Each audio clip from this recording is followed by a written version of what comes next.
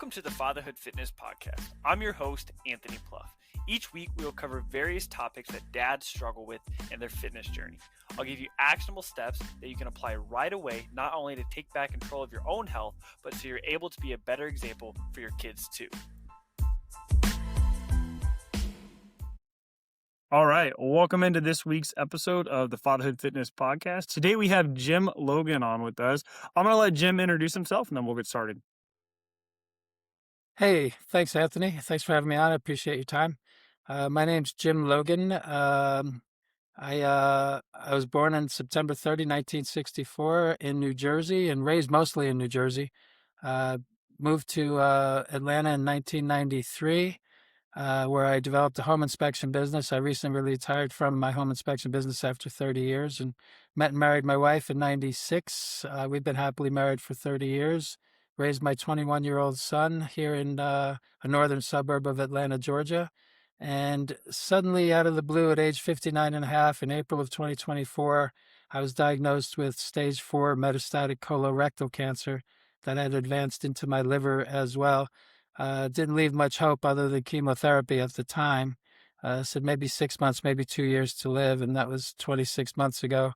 I just recently achieved no evidence of disease for the second time in 2 years, after 24 chemotherapy sessions and 5 radiation treatments and numerous surgeries to include the removal of 40% of my colon, 60% of my liver, all of my gallbladder, all of my rectum, and resulting in the ostomy that I have to this day. During the same time period, I never stopped training for Ironman triathlons, and I'm currently training for the Ironman World Championship in Kona, Hawaii, October 10th, 2026. I also found time to write a book titled Just Keep Trying, TRI-ING, recently published on Amazon, April 26th, and it's doing pretty well out there as well. So profits and proceeds from the book go to my fundraising goal at the Ironman Foundation, which is $100,000. I'm up to about $25,000 right now. So a busy two something years. Cancer changed my life in many, many ways, but a lot of them in very good ways. So that's basically who I am and where I'm at. There's a little bit of my handful right there. Yeah, that's I appreciate the introduction, Jim. And Jim and I were talking here a little bit before the show started here, and just some of the things he's kind of been going through and stuff. But right at the end there, you said it's changed your life in some good ways too. Yeah. Let's dive into that. Well, I'd say cancer is the worst thing that's ever happened to me. It's also the best thing that's ever happened to me. You're speaking to me 26 months into the diagnosis, and I've had a lot of time to figure this out and to put everything in its right place. And I'm really happy with where I'm at in my life, in my mindset, mentally, physically, spiritually. Everything is in a good place, and cancer had a lot to do with that, really causing me to refocus on things that matter as opposed to things that don't matter. And, I'm thankful to cancer for many things. One of them is time.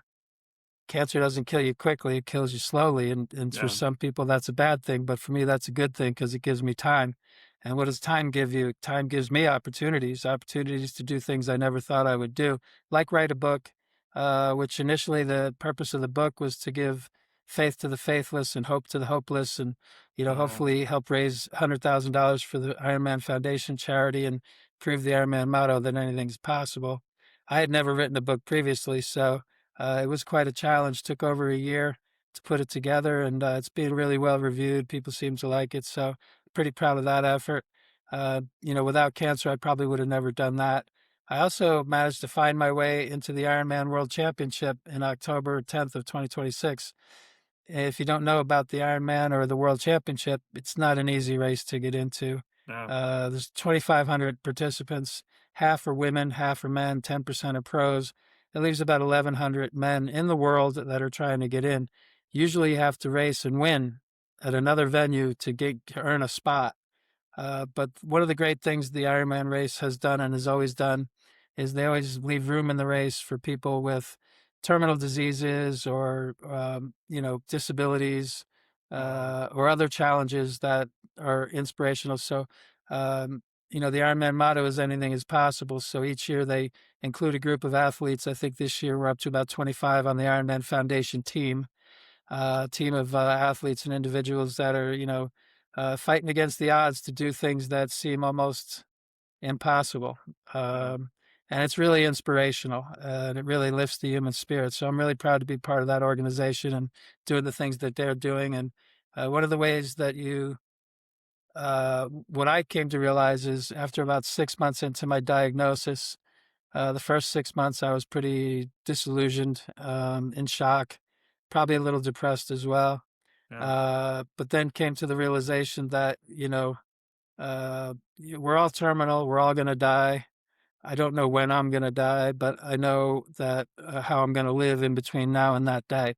And the minute that I started to focus on life as opposed to death, and realizing that I still have time left and that there's still things I can do and there's still big things that I can do. Uh, so that's been my saving grace, is, writing the book, chasing this dream of going to the Ironman World Uh-huh. Championship and finishing that race, and, defeating cancer, which I am right now.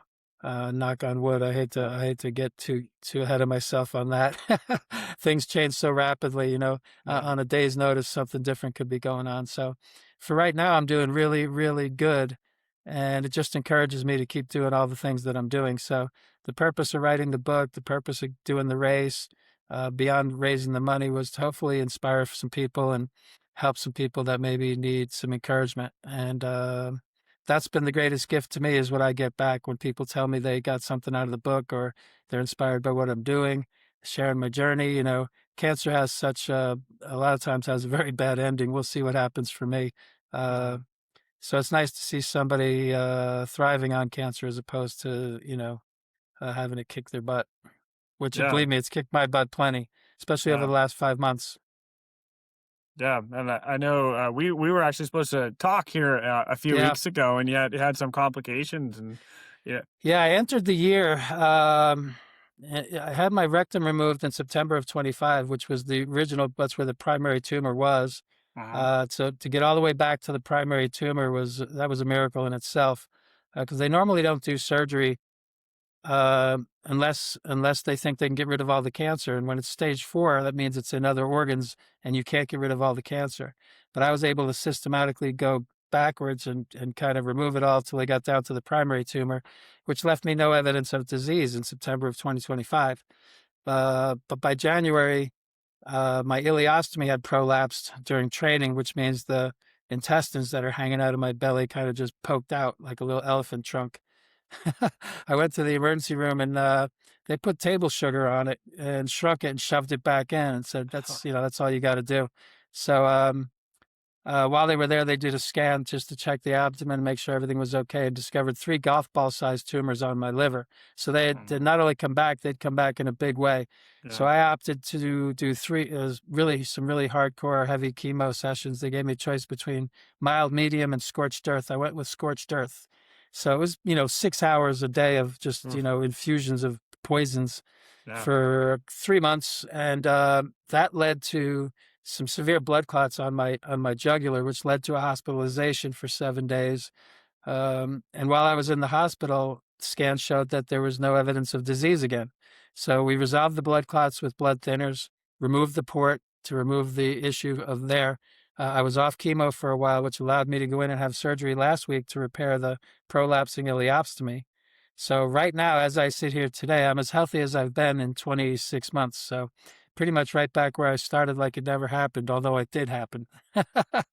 Yeah. I'm like shocked when I look back on it because, to be where I am now after all I've been through, it's a little bit humorous to me. Yeah, that's I mean, that's a pretty crazy time goes fast, but obviously when you're struggling, you're literally fighting for your life. It's probably going much quicker than you want it to. And I know when you said you were first diagnosed, you spent some time there, you're a little depressed, kind of down, obviously not knowing Yeah. what Oh, yeah. what the future is going to bring. But I think you brought up a good point. Like we're all terminal, we're all Yeah. going to die, but That was true. That was true before I went in and was told that I was terminal and that I was going to die. That was true before I went in. okay. It's true for you.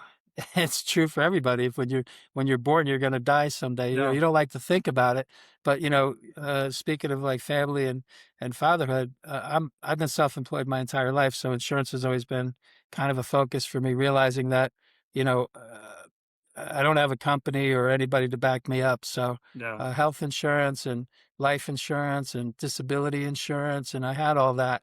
So it's really that is all paid off for me really well. I mean, nobody expects to die, especially suddenly, but if you're a father and you have a wife and children, if you were to die suddenly, it's a good question to ask. Same if your wife was to die suddenly. Yeah. Could you stay in the same house? Could your kids stay in the same school? Right. Would you be devastated financially? I mean, it's bad enough you're devastated emotionally Yeah. and all the other things that go along with it. But if you don't have to deal with that financial aspect of it, especially if you're young and healthy, you get $1 million insurance policy for almost nothing, and hopefully you never need it. Right. But man, if you do, it's really nice to have. So I was really well prepared in that way. Yeah. Um, I've got good insurance. I've got the best hospitals, the best doctors, and I get great care. I've got a great support system. So I'd say Good. when you're fighting cancer, it's not one thing, it's everything. And Yeah. you could imagine if you were, if you had not so good insurance and everything's expensive and you don't have the money and, sometimes cancer and chemo can destroy your ability to work. So now you lose an income on top of having the debt that it can mount on you mentally. And Yeah. I've said it, when you lose the mental battle in cancer, it's over. Your body will be shortly follow and give up as well. The battle is mental. The physical, they could do at this point, you say you have a pain level of 1 to 10, 10 being the most pain. And there's really, my experience with pain is there's no pain past the top pain. That's it. I mean, you burn me with one cigar. What is it, 10 cigars going to make a difference? Yeah. Uh, I've been to 10 many times, and I'm not concerned about the physical pain. I know it's temporary, Yeah. but the mind game can be very difficult. I'm pretty good at it, but it even gets to me occasionally. Like when I Yeah. was in the hospital with the blood clots, thinking, I'm fighting my ass off to get to Kona and do these things, and it looks like now I'm not going to make it. And then they come in and say, "Hey, guess what? You're no evidence of disease. You'll be out in a couple of days. You're all Yeah. good." I was like, "All right, never mind. Maybe we're still good." Just like that, like a light switch. I went from Yeah. being all depressed and disillusioned to reminding myself, I need to go back and read my own book. Right. Sometimes when you're deep in a valley, it's hard to see any way out. It's hard. The same in an Ironman. Sometimes you can't see the finish line. Matter of fact, a lot of times you can't see the finish line. Yeah.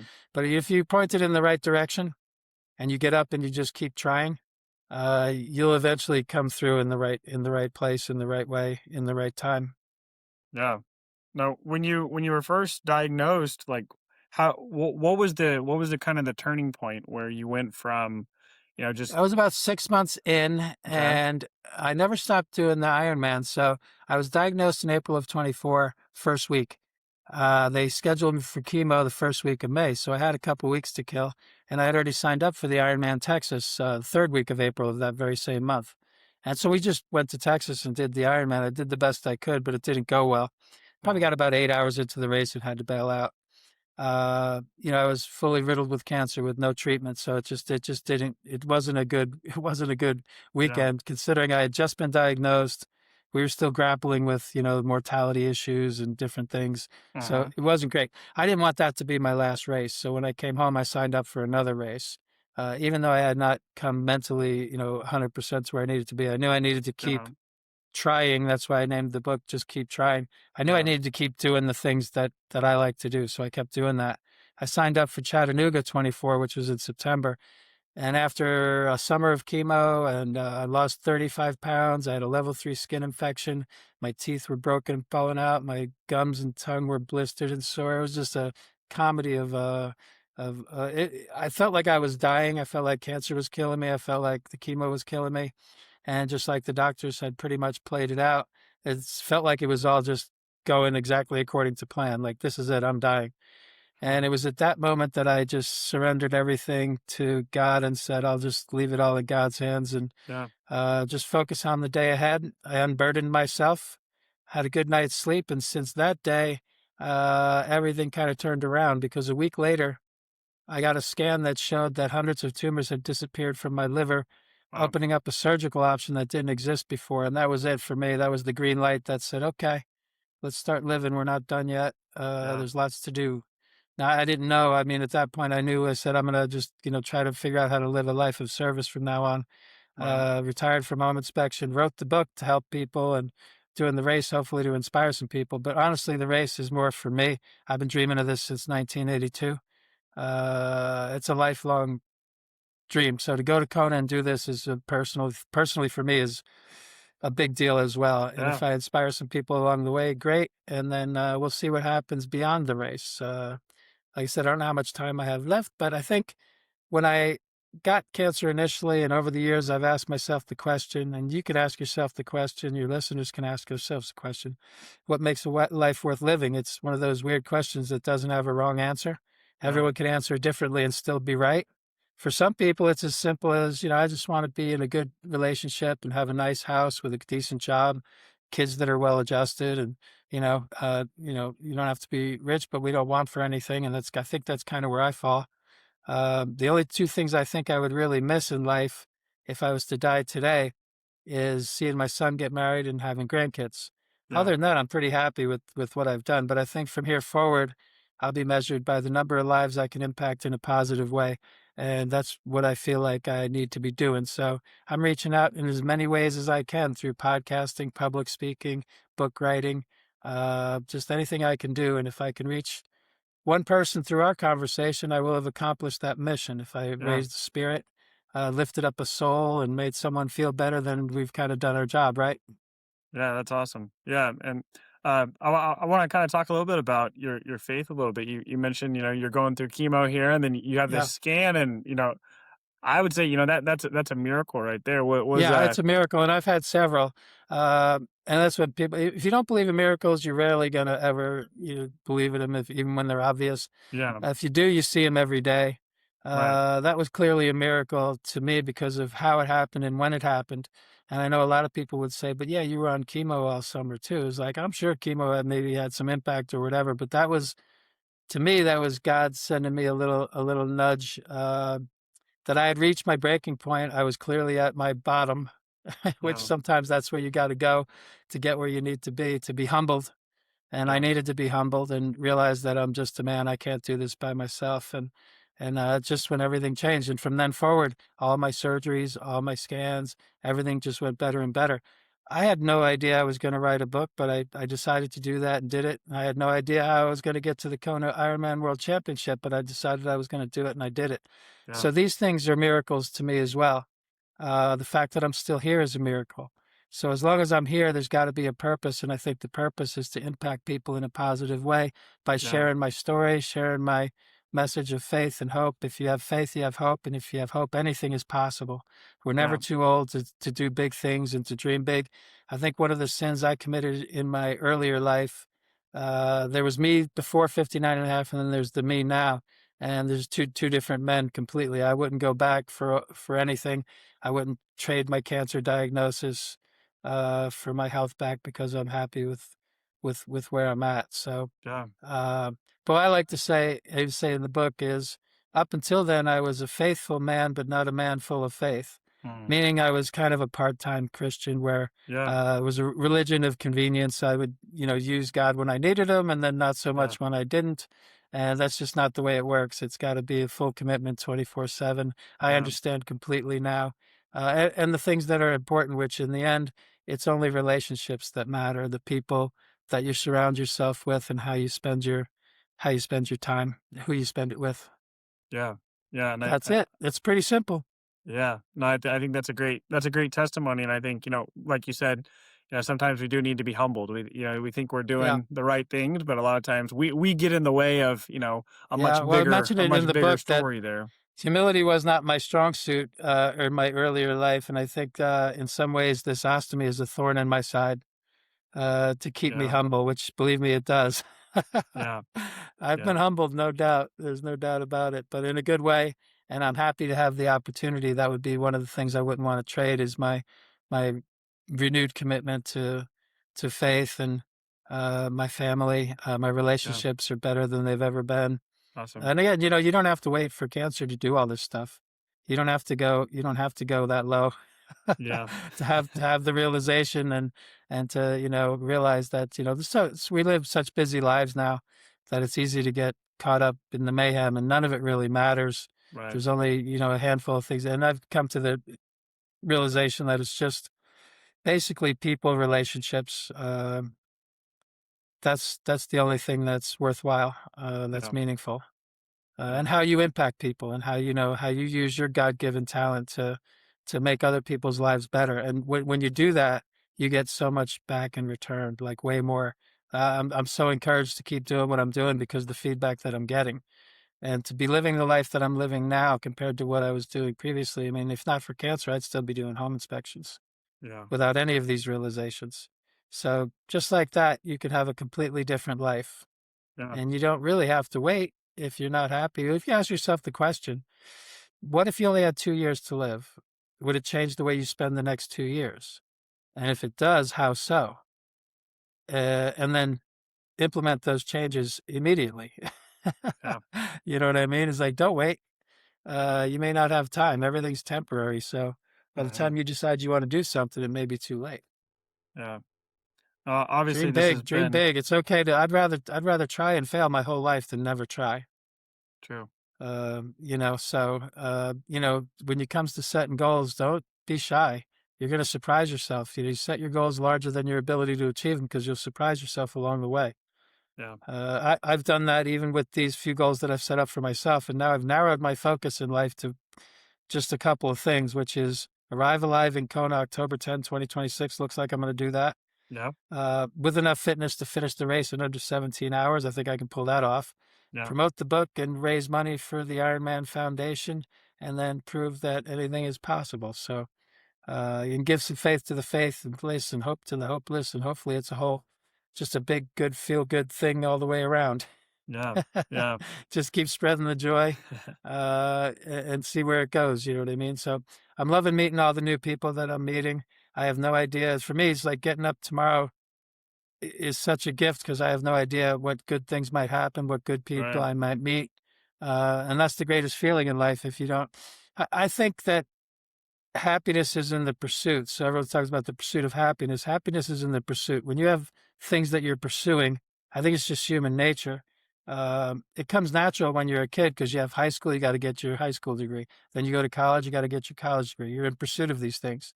Then you get married, then you have children. Then, I got to be in my 50s, approaching my 60s, and pretty much all those things were done. Yeah. My business was built, my marriage is settled, my son is grown up. So what am I pursuing? Nothing. Well, Ironman, I was doing that just out of but there's so much more. There's so much more. I'm putting myself out in the world in a way that I wouldn't have before, and I'm having an impact that I would have never had previously. And Yeah. who knows what one person can do. Right. You know what I mean?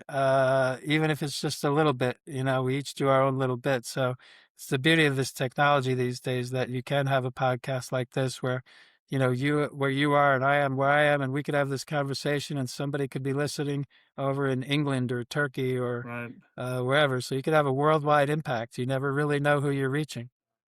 Yeah. Yeah. Now, how is now? Obviously, this is a very personal struggle for you, but this Mhm. affects everybody too. It affects your family, affects your son. How have they Yeah. been kind of handling all of this? That was honestly the hardest part of this whole thing was the day I was diagnosed came out of the blue because I was 59 and a half. I'm 185 pounds, single digit body fat, competing in Ironman triathlons. I mean, I'm peaking mentally, physically, spiritually, on every level. Everything was good. And then to get knocked down like that was brutal. I spent probably 30, 40 minutes sitting on the park bench outside the doctor's office, just getting complete shock. Just Yeah. like, it can't be real. That was a surreal 30 minutes. Then I finally decided to drive home, and telling my son was easier than telling my wife. When it came time to tell my wife, I couldn't formulate words. Mm. I just couldn't speak. And that's first time in my life that's ever happened. So it was a tough moment. And then beyond that, telling my father, telling my mother, it's over and over again. I wish they could have put them all in a room and told them all at once, and then I wouldn't have to Yeah. do it, that many times. At some Yeah. point, I just put it out on social media and said, I can't. it's torture to see the pain in your family and friends' eyes. But it's also been one of the gifts that cancer's given me, is I realize how many people love me, how many friends I've developed over the decades, came out of everywhere, all over the place to support me and pray for me. And that's been really heartwarming and humbling as well. So, I must have done something right along the way. So that feels good. Yeah. So it wasn't Yeah. like I was a bad person before. I think that's Right. one of the, like, kind of like pastor could probably tell it better than me, but sin doesn't have to be doing something horrible. You know Yeah. what I mean? It can be something that's, just as simple as complacency and Yeah. not utilizing your God-given skills and gifts to their full potential. Yeah. That's wasteful. And the best part is now that I am kind of utilizing my time and my skills in a different way, that I'm getting far more out of it than it's what's keeping me alive. I mean, Yeah. once I stopped worrying about dying, then you can really start living, and that's a lesson that you don't need cancer to appreciate. And I think, if I could talk to pre-cancer me, I would tell myself to live with more urgency. Yeah. Every day matters. Don't put it off till tomorrow. You may not get there. Right. uh, appreciate the day, like with every breath. Yeah. Appreciate your people with every breath. I mean, I would tell you this is like, as a husband, and this is a fatherhood show, um, test my theory on this. When you go home, find a quiet time, kids are in bed or whatever, ask your wife to sit down, put your phones far away from you, turn them off, sit down and remind your wife how much you love her and how important she is to you. I'm getting the tingly bumps just suggesting it, Yeah. but the emotional conversation that will follow, the heartfelt feelings that will be shared, will blow you away. What you get back will be 1,000 times to what you offer. It may be just exactly what your wife needs to hear. After being married for 30 years, sometimes you get complacent in your marriage and Yeah. you don't remind that person how important they are. Yeah. And so, if you might jot down a few notes, maybe you don't need to, but just you speak for a few minutes and just let her listen to what you have to say, reminding her of why she's so important to you, how much you love her, what a great mom she is, and that you just wanted her to know that. She'll be in tears. There'll be hugs. Your bond will be renewed in a way that's hard to imagine. But that Yeah. that that purity, that honesty, that humility, that vulnerability is contagious. It's okay to teach your children the very same thing. Share your emotions. Yeah. Something I wasn't very good at previously. Yeah. But yeah, give that a try and see if you're not the hero. I don't know how long it'll last. I only last a Yeah. week. A couple days, it's like, oh, he did the Yeah. nicest thing. Yeah. No, that's Yeah. great advice. I like that. I've got 4 kids. Okay. Got two boys, two Wow. girls, and so All right. That's a good um balance. That's a good yeah, balance. they're So, all young. They're very young, but before um we came on here today, we were my son and I were watching the USA soccer game. oh, And nice. I Oh, I yeah. We had scheduled right in the middle of the Yeah, game. I didn't even yeah, think that's about okay, that. that's okay. But Yeah. I had told him, I said, "Yeah, I can watch the first half with you today." And we were sitting on the kind of opposite end of the couch, and my Yeah. wife came by and she said, "Hey, like, what? Just go." And usually we always sit by each, we're watching the game, and Yeah. she was like, "You told him you could only watch the first half. Go sit by us." So then I went over. He's 7, and so Yeah. he just lays next to me and snuggles up and stuff. And I was Yeah. like, "Oh, this is," we're just, it's like we take it for It's granted, not going to like we last. Well, trust me, it's not going to last forever. Before you right, know it, they're off and doing their own thing. So these are yeah, special times for sure. But as you yeah, know, with 4 kids, it can distract you from your own personal relationship. And yeah. I know with 4 kids, your wife is working hard, Yeah. Yeah. hard all the time. So Yeah. when they get that positive reinforcement coming from you, it's priceless. Yeah. It's priceless. And I was complacent, and and like I said, I have a great relationship with my wife. 30 years of marriage. It's not like no one's married 30 years and doesn't go through some tough times. Right. It's just the way it is. Life will do that to you, regardless, whatever reason. There's seasons. You start out young and you grow old together. We don't stay young. You go through different seasons of life, and you Yeah. have to grow through it together. And we did that, but cancer brought us together in a way that nothing else could. And now that bond is like unbreakable, Yeah. unbreakable, and so cool for me. to see how my wife responded and took care of me in my darkest moments. To have Yeah. someone that loves you that much and you love them back the same way is, it's something pretty special. Yeah. Yeah. What are some things? So you mentioned earlier about how, if you could go back and talk to your younger self, Yeah. what are some things, you've been intentional about, like teaching your son since your cancer diagnosis? Uh, you have to keep, like the title of the book, you have to keep trying, basically. It doesn't matter what happens to you. What matters is how you respond to it. Hmm. So life is going to happen for some people harder than others, but everything that happens, if you believe God has a plan for you, you'd say, well, why would he plan this? Is like, that is your job to figure out. He doesn't give you the answers. So there's a saying that says, God makes sure all the birds get worms, but he doesn't drop the worms in their nest. They Yeah. have to fly out and look for them. They have to have Yeah. faith that the worms will be there, but you got to do the work. So I Yeah. think that's the hard part for a lot of people is, how do you take cancer and turn that into something good? Well, you can. How do you take anything and turn it into something good? There's something in there. You have to find it. And that's the challenge in life is to take the bad things that happen to you and turn them into good, turn them into growth, turn them into learning, turn them into inspiration. And that is how you have a good life. If you can keep turning, dog turds into birthday cakes, then you'll be good. Yeah. Now to kind of go back all the way before this, before maybe even before you were married, how did you get started in Ironman training? Well, it started watching my father. He was a marathon runner, and Okay. we lived in Europe. I went to high school in Germany for a while. He worked for United Parcel Service, so we moved around a good bit. Okay. And he ran marathons in New York and London and Berlin and Tokyo, and crossing those big finish lines was always so fascinating to me. So running was always a thing. And 1982 is the first time I saw the Ironman on TV. It was invented in 1978, so it was only 4 years old at the time. Mm-hmm. And Julie Moss was in first place, but then got dehydrated and did this stumbling dance across the finish line. And Mm. it became pretty epic at that point, one of those epic moments in sports. And obviously the sport's blown up since then. It's worldwide, Yeah. international, huge sport.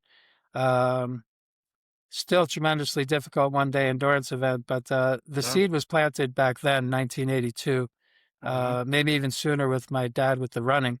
But it wasn't until the early 90s that triathlon racing became available to the public in an organized manner because you can't just do Ironmans. It's a lot of logistics. But the little Yeah. ones you can do. They have little sprints you can do.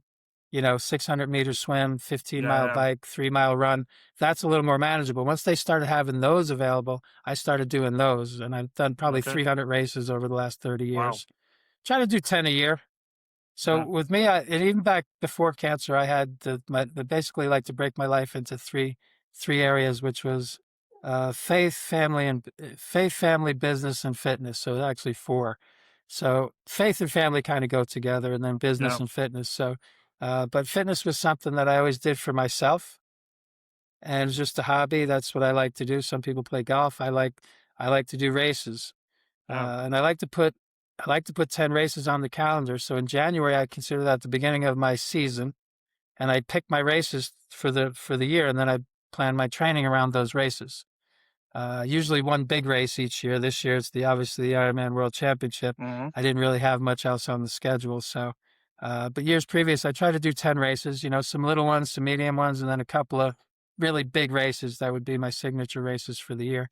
And Yeah. hopefully wrapping it up by the end of October so I could take November and December and just do whatever.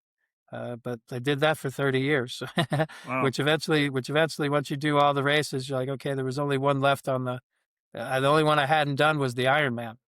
Yeah. So, I had to knock that one off the list. But I've been trying since 2018. I've got 8 attempts and still no finish line, for various reasons: dehydration, overhydration, COVID, you name it, Yeah. cancer and whatever. So I'm hoping to rectify that situation on October 10th, and I feel pretty good about it. So I Yeah. don't have to be fast. I just have to finish in under 17 hours. Yeah. And by the time I get there, I will have been through 30 months of cancer chemo treatment hell. Wow. So what can they possibly do to me in 17 hours on the island of Hawaii that would match Right.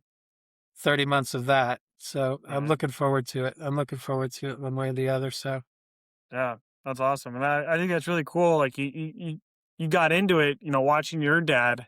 dad do events and stuff, and so you've been, obviously your son's Yeah. been able And to now see my son you. does events with me. So Okay, my son's that's been on awesome. my, obviously he's been on my finish line since he's a baby. We have pictures Yeah, of yeah, him as a baby, pictures of him running across lines when he's 7, 8 years old. And now he actually does races with me. We do the Atlanta Half awesome. Marathon almost every year. He's Okay, done some smaller triathlons with me where we cross the finish line together. So, yeah, that's been fantastic. yeah, It's great joy crossing finish lines with my son. It's not necessarily his favorite sport, but he likes doing it with me. So yeah, that's it's just awesome. something we do together. A couple of races a year if we can do it. So, Yeah, but that's been a great bonding thing. As I told you earlier, one of the great motivating factors for me, my mindset, the way I'm approaching things, is that I have a 21-year-old son who's watching my behavior, how I handle a terminal disease or just some horrible diagnosis like this. And you spend 21 years trying to teach him how to be a man, and the last lesson any parent will teach a child, hopefully, is how to die.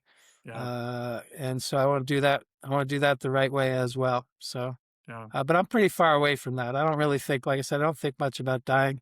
Uh, if you're a Christian, which I am, you know that heaven comes next. That's yeah, better than here. So that's actually something right, to look forward to. When I die, I'm going somewhere good. It'll be easy for me, but it'll leave yeah, some people sad behind, but they not for long, yeah, so, but it's just the nature of things. When I die, I don't really want people to focus on how I died. I want them to remember how I lived. And I think how I'm living is overtaking the cancer. So, like, just looking at me, you can't really tell that I even have cancer. The way I'm living, the way I'm feeling. yeah, That's why my wife doesn't worry too much about me. She says, as long as I'm doing good, she doesn't even think about yeah, it. So, that's awesome. until cancer rears its ugly head, which that time may come, I'm doing pretty good, all Yeah, things considered, which goes to show you as well. Nobody knows what the future holds. I don't care how good a doctor is. Nobody can predict.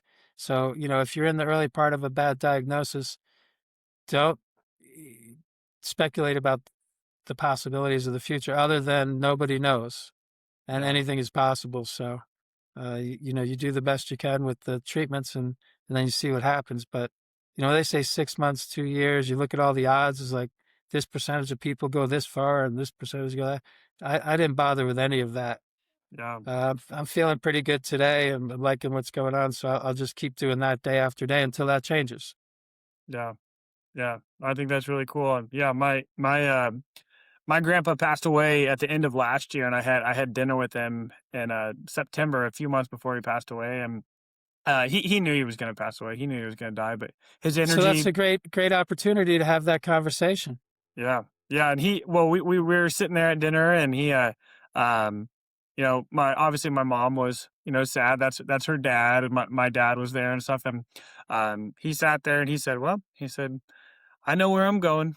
He said Yeah. he said I'm ready. I lived Yeah. 90 plus years, I know where I'm going. I was like, just having that peace, just knowing. 90 I was like, years. Wow. but yeah, we can have that peace now. We don't Yeah. have to wait for No, something you don't have to to wait. come up. You don't have to wait. And that's I think like my book, it seems like a book about triathlon, but it's really not. It seems like a book about cancer, but it's really not. It's Uh, really a book about faith and family and things that really matter in life, which are really simple. Like I said, yeah, there's nothing complicated about it. yeah, Life can be really, really simple if you make it that way. And you'd yeah, probably be a lot happier. I know I am. yeah, yeah, I think you say about going back and talking. If 60-year-old me could talk to 30-year-old me, 30-year-old me would tell me to go bang it. I don't know if I would listen to me. So I've gained a lot of wisdom with age that I don't know that I could have. But it's one of the hardest things, as a parent, yeah, is how do you impart your wisdom, share your wisdom with kids that a lot of times don't want to hear it. yeah, My son's, I don't say cocky, but he's 21 years old, and a lot of times they think, obviously at that age that they know everything, right, uh, and they don't see the wisdom of things, patience, and so on and so forth. So it's the most challenging thing is how do you impart decades of wisdom onto the youth? Yeah. I think mostly the best way to be a father, you can talk and talk and talk and talk. Who knows if they're listening or not? Most times, I don't know. Yeah. But when you live by example, that's what they notice more than I think anything, and they'll copy your example Yeah. faster than your words. So it's how you live. And when it comes to my son, that's we have conversations about just about everything, but it's I try to live it, every day Yeah. the way that I do. So by example, live by example um, is the best way to go. Yeah. Yeah, and I think you're doing a really great job at that, and obviously, you're making an Thank you, impact sir. more than Thank you. obviously, like, I believe our number one responsibility is to lead our own family as well, and then Yeah. extend from there. But it has to start with your family first, and it sounds like Yeah, from I always put fitness in there too. So it's okay. What I would tell every father out there, the first thing is it's okay to be a little bit selfish when it comes to your health and fitness mm, because you can't be your best if you want to take care of your family and your children. You need to be right, at your best physically, mentally, and spiritually. yeah, Those things need to line up yeah, so that you're on top of your game in all three areas. yeah, But the physical part, it's good for you, but it's good for them as well. right, When you're peaking physically, you're less chance of being sick, and if you get sick, you got a better chance at fighting it off. And I think that's the case with me. I spent a lifetime in health and fitness, and I actually had some people say to me, you spent your life in health and fitness and now here you have a terminal cancer. It's like, I'm 100 pounds overweight. I smoke cigars and drink every day and I don't have cancer. yeah, I said, oh, I think you're a little confused. You think I did the health and fitness life to add years to my life when I actually did it to add life to my years. yeah, So I never thought when I was training that this will help me live longer. I do it because I love it. yeah. I mean, the fitness aspect of it, or being in shape is great. But I just did a 50-minute indoor bike ride. It's only 7 days off of surgery, so I'm not even supposed to be doing it, but I had to do it. Just a light bike ride, but it felt great. And then I Yeah, went for a little 20-minute walk, and I mean, I'm addicted to it. So yeah, that's been a yeah, challenge when I'm not allowed to work out. yeah, I'm not allowed to train. So yeah, it's like taking toy away from a child. It's like right, I need it to live. So yeah, now I've right, got 3 months. I've got 113 days to train for Kona. I yeah, trained through chemo through the first 5 months of the year and had some pretty good training sessions. Then I got knocked good. down for a little bit, and now I got to hurry up and try to put it back together in the next few months and see what happens. Yeah. Well, I'm going to be very excited to see your progress and kind of, hopefully, we can stay in touch here over the next few months and Absolutely, yeah. see You can if follow me cross on. the finish And line. yep, I think I sent you all my links and stuff, Yep. but Yep. Yep. Instagram's easy. Stage 4, 2025. The number four Okay. 2025. Okay. And I usually post on there. It's like what I've got going on. Yeah. And now I need to focus on training and fundraising. So it Yeah. was hard writing the book. It was really hard publishing the book. But now that it's out, I don't know if you saw the cover. Woo. Awesome. Yeah, just keep trying. So I actually had a level 3 skin infection there. You see, I have the white sleeves on, the hat, the gloves, everything covering my skin up. It's like when you're deep up in the chemo and you get the skin infections and you're taking all the antibiotics, going out in the sun is as close to being a vampire as you could imagine. It's like, Yeah. ah. I had a lot of Yeah. people like, man, your skin, you got such good color. I'm like, that's the level 3 skin infection. That's actually a burn, a chemo burn. So, but thanks anyway. I appreciate Yeah. it. No, I've handled Well, things very well. I've learned a lot of lessons from cancer. It's not all bad. I'd rather not have it, but I do. And, there's other people that have it much worse. I remember one day I yeah. was feeling bad for myself, thinking, I'm not going to be able to do this or I can't do that. Or I was just having a Yeah. little pity party. And I saw a kid on Instagram, 3 years old, with a walker trying to navigate a 3-inch concrete curb. Oh, And it was all he could do to get over that curb. He was frustrated. He was crying. His mom wouldn't help him. He finally got over the curb and he was elated. That was yeah. just the first 3 minutes of his day. He's like Yeah. 4 years old. He's got a lifetime of this in front of him. I had 60 good years Yeah. before I got struck, and I'm still having good years, good times. I can Yeah. still, I can still do a lot of the things I love to do. So then it put things in perspective. Someone's always got it worse than you. And if you don't have it bad, be thankful for that. Yeah. Because that's really, that's a gift right there. Yeah. If if you're Yeah. healthy, your family's healthy and everything's good, that is a beautiful thing. Yeah. I love that perspective. Well, Jim, I know you mentioned your book and your Instagram. I'll make sure to get all of those links inside the Cool. show notes so everybody can follow you there and kind of look at your progress heading up to October here. But I love this conversation. I appreciate you being vulnerable, coming on here on the show. Before we wrap up here, is there any kind of last notes or anything you want to share with the audience? Any takeaways you want them to leave them with? Yeah, just focus on your relationships. That's really all that matters. Don't get caught up in the hoopla. It's easy to do these days. Yeah, And I appreciate you following me, supporting me. I appreciate your time, Anthony. It's been fun. One of the great joys is meeting all the new people that I'm meeting, and who knows who we'll be exposed to through this little conversation as well. And if anything we said was able to be helpful to anyone, then we've accomplished our mission. absolutely.